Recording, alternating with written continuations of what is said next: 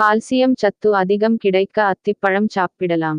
உணவு உண்டபின் அத்திப்பழம் சாப்பிட்டால் விரைவில் செரிமானத்தை ஏற்படுத்தி உடலுக்கு சுறுசுறுப்பை தருகிறது. 100 கிராம் அத்திப்பழத்தில் 107 கலோரிகள் உள்ளன. குறிப்பாக கொழுப்புச் சத்து 0.1 கிராம் உள்ளது.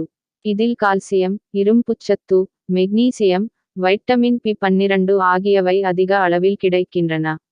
உடம்பில் ஏற்படும் பித்தம், ஈரல், நுரையீரல் பிரச்சினை மற்றும் வாய் துர்நாற்றத்தை அத்திப்பழம் நீக்குகிறது.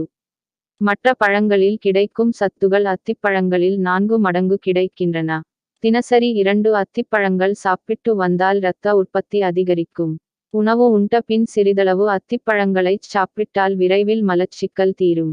கல்லீரல் வீக்கத்தை போக்க அத்திப்பழத்தை ஒரு வாரம் வினிகரில் ஊறவைத்து அதன் பின் தினமும் 2 சாப்பிட்டு வரலாம்.